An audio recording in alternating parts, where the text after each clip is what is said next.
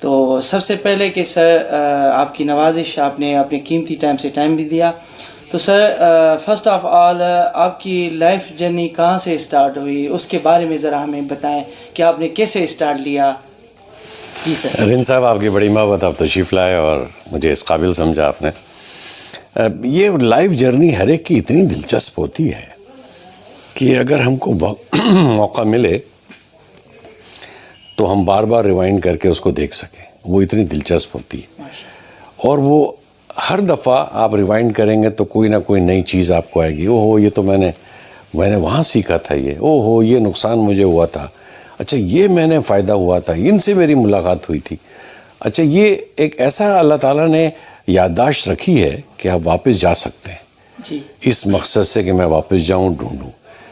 اس کا وقت نہیں ملتا ہے لوگوں کو، ورنہ واپس جا کے ڈھونڈنے میں خود اتنی بڑی ہدایتیں ہیں، اتنی بڑے تجربات ہیں کہ جو لوگ شاید بھول جاتے ہیں یا تجربہ حاصل کیا لیکن تجربے سے نتیجہ اخذ کرنا بھول گئے. تو یہ زندگی میں ہوتا رہتا ہے. میری زندگی سر، جو میری پہلی تصویر ہے وہ میری اماں کی گود میں بیٹھا ہوا ہوں. یہ 1957 کی ہے، 1958 کی ہے. 1 مہینہ کا میں تھا جب. جی. اس کے بعد وہاں سے لوگ کہتے تھے یہ بڑا ذہین بچہ ہے اور بڑی آنکھیں یہ وہ، لیکن اللہ تعالیٰ نے میرے کو بڑی زبردست زندگی دی سر. اللہ نے بڑا کرم کیا میرے اوپر. پہلا بات تو مجھے لگتی خوش قسمتی کہ مجھے مسلمان پیدا کر دیا سر.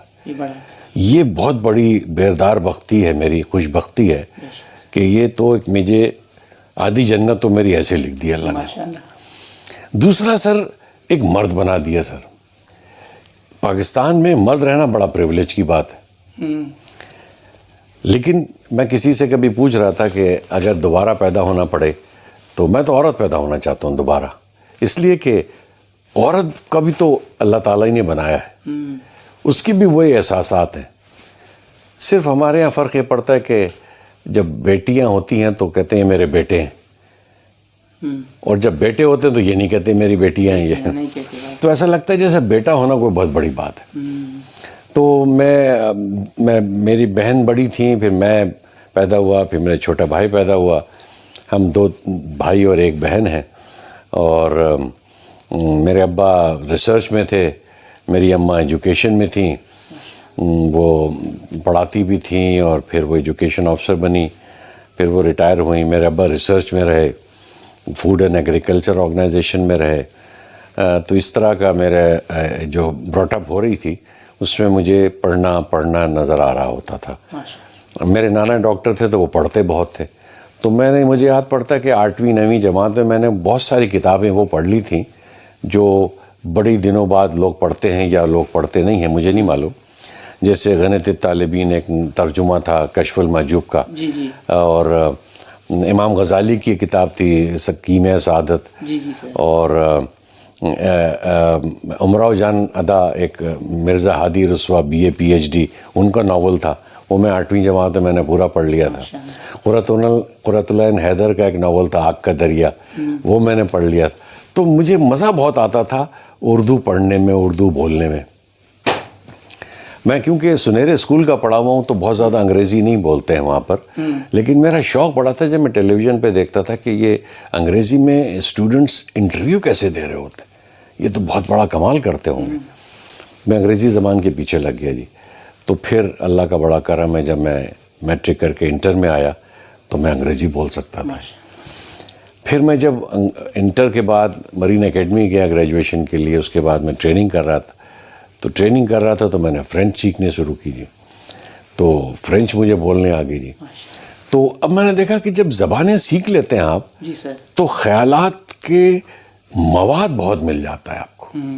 تو میں نے دیکھا کہ جتنا زبان آپ کی وسعت ہوگی زبان میں، اتنی ہی طرح خیالات میں وسعت ہوگی. پھر میں نے عربی تو میں نہیں سیکھ سکا، لیکن قرآن پڑھنا شروع کیا، لوگوں سے معلومات بہت کی میں نے. تو ایک میری جو کردار سازی ہو رہی تھی اللہ کے حکم سے، میں ایک بہت اچھا انسان بن رہا تھا اندر سے. بقیہ شرارتیں وہ جاتی نہیں ہیں سر، تنگ کرنا اور کھیلنا کودنا توڑ پھوڑ. تو دو باتیں بڑی اہم میں بتانا چاہتا ہوں اپنی زندگی کی جو سفر میں میرے ہوئی. جی سر. وہ ایک تو یہ ہوئی سر کہ ایک دفعہ میرے نانا ڈبل روٹی کاٹتے تھے تو ان کی چھری ہوتی تھی جس پہ دانے ہوتے تھے نا، دانت بنے ہوتے. جی جی. وہ میں کوئی چیز کام کر رہا تھا، میں نے اس چھری کو الٹا کے وہ ہینڈل سے مارا تو وہ ٹوٹ کے 2 ٹکڑے ہو گئی. اس کو میں نے الماری کے نیچے چھپا دیا جی. اب دوسرے دن چھری کی ضرورت پڑی، میرے نانا کہنے کہاں چلے گی ڈبل روٹی کاٹنے کی. میری نانی نے کہا کہ تم اس سے پوچھو، اس کو پتہ ہوگا کہاں ہے. میں نے کہا مجھے کیا پتہ جی، مجھے نہیں معلوم. کہنے لگے تم کرتے رہتے ہو سارے کام، تم نے. میں نے کہا نہیں، مجھے نہیں معلوم جی. خیر جب بہت سارے دیر گزر گئی تو میری نانی نے کہا کہ اچھا میں تم کو کچھ نہیں بولوں گی، صحیح بتا دو کہ کہاں ہے وہ. میں ان کی باتوں میں آ گیا. میں نے کہا وہ تو الماری کے نیچے 2 ٹکڑے ہو گئی. وہ میری جو ٹھکائی ہوئی سر. تب میں نے کہا کہ میں سچ نہیں بولوں گا. سچ بولنے سے ایک تو بےزتی بھی ہوتی، اوپر سے ٹھکائی بھی ہوتی. سچ بولنا بند کر دیا سر میں نے. اب میں نے کہا کوئی فائدہ نہیں. تھوڑا اور بڑا ہوا سر تو دیکھا کہ وہ ہماری یحییٰ خان اس زمانے میں صدر ہوتے تھے تو میں ان کی نقل اتارتا تھا، انگریزی میں تقریر کرتا تھا ان کی. تو میں جس دوست کے پاس بیٹھ کے تقریریں کرتا تھا یہ، تو ایک دفعہ میں زور سے کر رہا تھا تو ان کی جو مکاندار تھے، ان کی جو بیٹی تھی، وہ کہنے لگی ویری گڈ شکیل، بہت اچھا تم یحییٰ خان بنتے ہو. اور میں خاموش ہو گیا. میں نے کہا ارے مجھے نہیں پتا تھا کہ لوگ بھی سن رہے ہیں یہاں پر. لیکن وہ انکریج کرتی تھی تم بولا کرو، تمہاری آواز اچھی ہے. تو اچھا میں پھر ایک 9ویں 10ویں میں تو میں بولتا تھا. شروع تو میں نے 5ویں چھوٹی جماعت میں شروع کر دیا تھا تقریریں کرنا. کرتے کرتے جب پھر ایک دفعہ کا ذکر ہے میں اسکول سے واپس آیا تو بڑا رش تھا ان کے گھر کے آگے. یہ زندگی کا میرا ٹرننگ پوائنٹ تھا. میں نے پوچھا کیا ہو گیا یہاں پر. تو کتابیں رکھ کے میں جب وہ گھر پہنچا میں نے کہا میں دیکھ کر آتا ہوں کیا ہو گیا یہاں. تو کہنے لگی کہ وہ جہاں وہ ان کی بیٹی ہوتی تھی، ان کی خاتون، وہ شادی ہو گئی تھی، وہ اوپر اپنی ہسبینڈ کے ساتھ رہتی تھی. تو مجھے پتہ چلا کہ وہ جل گئی ہیں. تو میں کیونکہ وہ مجھے اتنا محبت کرتی تھیں وہ مجھ سے، اور میں بھی ان سے بڑا ہر چیز جا کے بتاتا تھا. تو وہ میں نے کہا کہ جل گئی. میں اوپر گیا تو میں نے ان کو دیکھا کہ وہ نیچے گری ہوئی تھی اور دیکھ رہی تھی مجھے، بول نہیں پا رہی تھی وہ. میں بڑا دکھی ہوا سر. اور پھر میں نے دیکھا کہ وہ ایک خوشبو ایسی آ رہی تھی، یا وہ بو تھی اسکن جلنے کی شاید. جی سر. وہ میرے ذہن میں ابھی تک ہے. تو ایک ریکسونا صابن ہوتا ہے سر، وہ میں استعمال نہیں کر سکتا. مجھے پھر وہی قصہ یاد آ جاتا ہے کہ وہ نیچے لیٹی ہوئی ہیں اور وہ جل گئی ہوئی ہیں. وہ ویسی خوشبو آتی مجھے. خیر سر ان کو ہاسپٹل لے گئے، ان کا انتقال ہو گیا. اور انہوں نے شوہر کی طرف بڑا نفرت سے دیکھا تھا. تو یہ شبہ ہوا کہ شوہر نے جلا دیا ان کو جان بوجھ کے. تو پھر دوسرے دن ان کی امی آئیں میرے نانا کے پاس کہ آپ یہ درخواست لکھ دیجئے. تو میرے ماموں نے بہت کہا نہیں آپ کو کوئی ضرورت نہیں ہے اس سارے تھانے کے چکر میں پڑنے کی.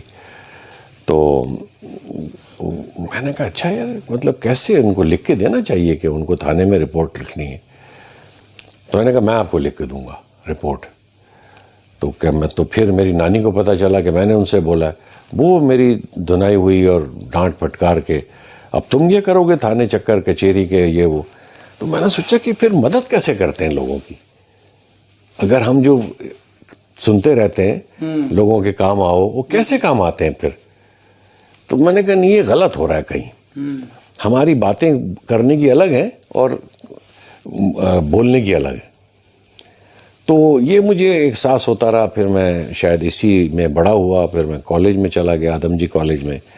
بڑا اچھا کالج شمار ہوتا تھا کراچی کا. اس کے بعد پھر میں پاکستان مرین اکیڈمی چلا گیا. وہاں میں نے گریجویشن کے مرین انجینئرنگ میں. اس کے بعد پھر میں جہاز پہ گیا. تو 1980 سے میں جہاز پہ تھا 2004 تک. تقریباً میں نے 24 سال جہاز پہ کام کیا.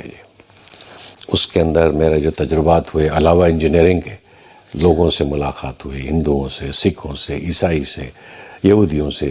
ان سے میں بیٹھ کے گھنٹوں باتیں کی میں نے. اور مختلف کھانے کھائے میں نے، ساؤتھ افریقہ کے کھانے اور سینیگال کے کھانے، عجیب عجیب کھانے میں نے کھائے. اور اس وقت بھی مجھے احساس ہوا کہ ہر چیز کے پھر ظاہر بھی ہوتی ہے، باطن بھی ہوتی ہے. ایک کوئی چیز صاف تو ہے لیکن پاک ہے کہ نہیں، صحت مند تو ہے، حلال ہے کہ نہیں. جی. تو یہ باتوں کا مجھے بڑا شعور آنا شروع ہوا اس بات کا. تو یہاں سے پھر بات آگے رہی سر، اور کتابیں میں خریدتا رہا. اس کے بعد 2004 کے بعد میں پاکستان آ گیا واپس. یہاں میں ٹریننگ کنسلٹنٹ رہا سٹی ڈسٹرکٹ گورنمنٹ کے لیے، اور national institute of public administration NIPA, اب جو نیشنل انسٹیٹیوٹ آف مینجمنٹ بن گیا ہے، وہاں میں لیکچرز دیتا رہا MCMC اور SMC کے لیے. پھر میں ورک شاپس کرتا تھا لوگوں کے لیے، خواتین کے لیے، بچوں کے لیے، سٹی وارڈنس کے لیے، سول ڈیفنس کے، اسکاؤٹنگ کے. یہ میں مختلف پڑھانا شروع کیا. تو میرا جو پیشن تھا وہ ایسا لگتا تھا کہ میں چاہتا ہوں کہ لوگوں کو وہ دے دوں جو میرے پاس ہے.